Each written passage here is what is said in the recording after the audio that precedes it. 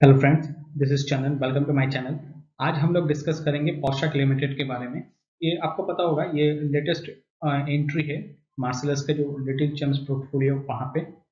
तो इस वीडियो में हम देखेंगे कि सौरभ मुखर्जी का क्या व्यू है इस कंपनी के ऊपर। उसको हम बेसिक डिस्कस करेंगे। उसके बाद देखेंगे कि ये जो वीडियो है यहाँ पे मैं कोई बिजनेस एनालिस्ट नहीं करूँगा, क्योंकि एनालिसिस बहुत है यूट्यूब में, वो मुझे लगता नहीं कि वो उतना इम्पोर्टेंट है। बस मैं भी आपको ये बोल दूंगा कि एग्जैक्ट ट्रिगर क्या है।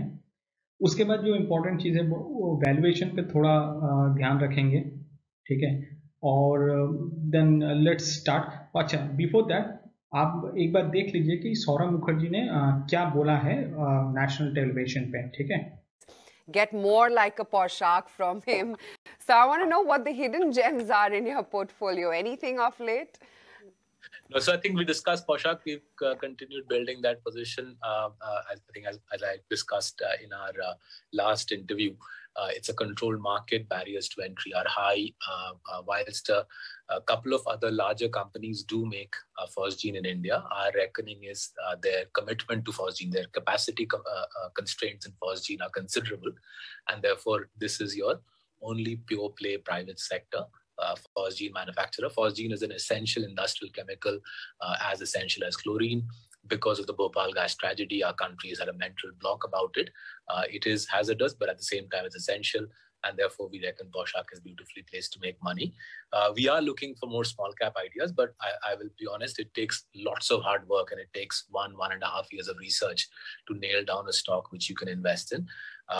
Given that in all our stocks that we are discussing, we are committing hundreds of crores of capital to it, clients' money, my own money, my family's money, we're committing large sums of money to it.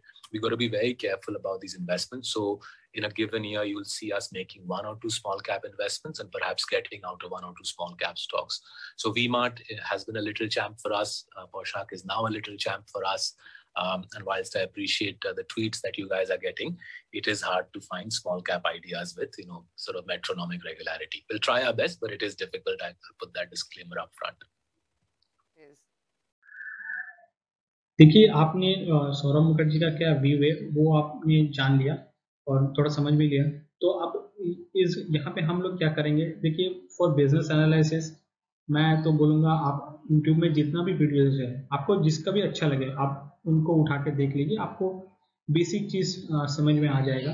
तो उसके वजह से मैं यहाँ पे आपका time waste नहीं करूँगा, ठीक है। आपको जो मैं बेसिक चीज़ बोलना चाहूँगा, जो मैंने ये देखिए हाईलाइटेड कर भी दिया है, एंड मेरे पास एक्चुअली वो कोई पेन पेपर नहीं है, ठीक है। मतलब वो जो टैबलेट होता है ना जहाँ पे लिख सकते हैं आप, तो वो मेरा नहीं है, लेकिन मैं इसको थोड़ा बहुत ड्राइंग करके आपको समझा दिया हूँ पूरा। आप एक बार देख लीजिए, ठीक है। ये जो देखिए करंट कैपेसिटी है ना, वो करंट कैपेसिटी है 4800 मेट्रिक टन पर ईयर, ठीक है। तो यहाँ पे देखिए ये जो येलो पार्ट है ना, मैं आपको ये येलो पार्ट में ये हाईलाइटेड भी कर दिया हूँ, ठीक है। देखिए 4800 करंट कैपेसिटी है, वहाँ से आ जाएगा 14400 मेट्रिक टन। तो आप सोच लीजिए ऑलमोस्ट 3x का कैपेसिटी जंप है। तो इसके वजह से ही देखेंगे जो पोशाक में सब इन्वेस्टमेंट आ रहा है ना, तो ये रीजन यही है, ठीक है। ये एक मेन रीजन है, और जो रीजन से आपको तो पता होगा कि पोशाक ही है जो एक्सपोर्ट कर सकता है या कस्टम सिंथेसिस वहाँ पे पार्टिसिपेट कर सकता है, क्योंकि पोशाक को छोड़ के कुछ अतुल और एक है SRF। तो वो लोग अपना कैपेसिटी के लिए, मतलब अपना ज़रूरत के लिए फॉस्जीन प्रोड्यूस कर सकता है, लेकिन फॉस्जीन को एक्सपोर्ट करना बोलिए या इंडस्ट्रियल पर्पस के लिए यूज़ करना है, उनके पास वो लाइसेंस नहीं है। वो सिर्फ लाइसेंस पोशाक के पास है, और इसीलिए आप देखेंगे ना ये जो कंपनी का वैल्यूएशन है ये भी बहुत ज़्यादा है, ठीक है। तो यही है, और भी आपको बहुत सारा रीज़न है। कंपनी भी अच्छा है, कॉर्पोरेट गवर्नेंस का भी उतना इशू नहीं है। तो ये सब मैं आपको यहाँ पे बोलना नहीं चाहूँगा। अब मैं आपको बोलूँगा कि वहाँ जो वीडियोस है ना यूट्यूब में, आप किसी का भी देख लीजिए, वहाँ पे आपको वो रेफरेंस मिल जाएगा। देखिए, आप थोड़ा वैल्यूएशन के ऊपर बात कर लेते हैं। ये जो मैंने स्क्रीन ओपन किया है, ये स्क्रीनर से किया है, ठीक है। ये पोशाक लिमिटेड का है। और मैं आपको ये नहीं बोलूँगा कि आपको यहाँ पे जो पी है ना, प्राइस टू अर्निंग रेशियो, ये एकदम इग्नोर मत के ये कीजिएगा, ठीक है।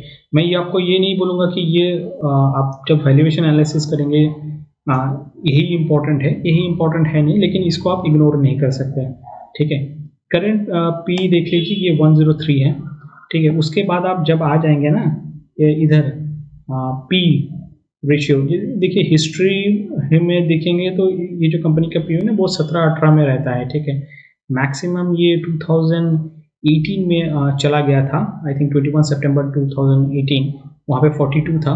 और उसके बाद देखिए करंट तो अभी वो 100 मतलब 100 के थोड़ा ऊपर रहता है। और ये बहुत सारा जो वेबसाइट होता है ना वहाँ पे डिफरेंट होता है, तो लेकिन आप रफली 100 पकड़ लीजिए, ठीक है।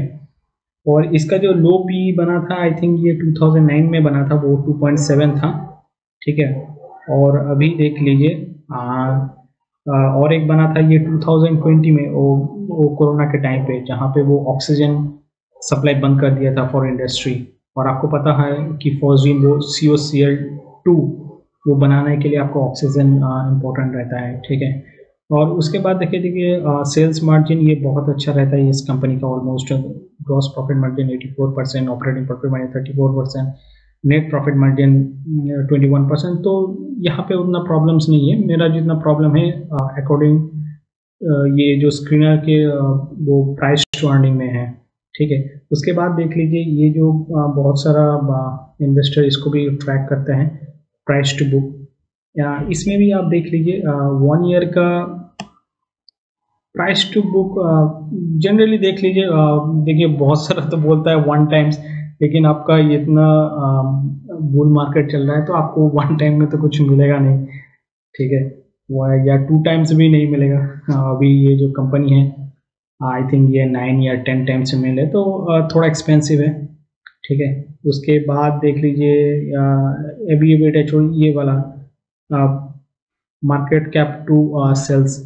देखिए मार्केट कैप टू सेल्स आपको देखना चाहिए कि इसका एवरेज क्या रहता है। जनरली आप 7 ईयर्स का देख लीजिए 5.5 ईयर्स का 6 एंड 3 ईयर्स का 8.82 और 1 ईयर का देख लीजिए 8.27, ठीक है। तो थोड़ा एक्सपेंसिव है। उसके बाद आप EV/EBITDA में चले जाएंगे तो आप जस्ट एवरेज पे चले जाइए। यहाँ पे देख लीजिए 1 ईयर का 45, 23, 18, 15 रहता है। तो मैं बोलूँगा इसको हायर साइड पे है।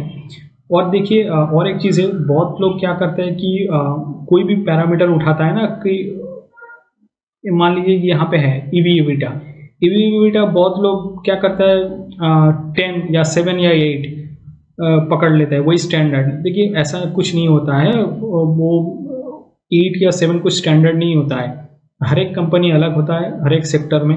केमिकल सेक्टर में तो मैं बोलूँगा हर कंपनी एक सेक्टर होता है, ठीक है। आप उसको इंडिविजुअली पकड़ के रखिए, ठीक है। उसको लेके मतलब किसी और जगह से आप यहाँ पे पैरामीटर को कंसिडर मत कीजिएगा, ठीक है। तो मैं आपको ये बोलूँगा ये जो कंपनी है इसका एवरेज देखिए इतना है, अभी 1 साल में थोड़ा बहुत ही ज़्यादा हो चुका है, तो आप इसको वेट कर सकते हैं डाउन होने का, उसके बाद आप इन्वेस्टमेंट कर दीजिएगा, ठीक है। तो फिर चलिए let's wrap up guys for today. Thank you guys for watching my video and God bless you and have a good day.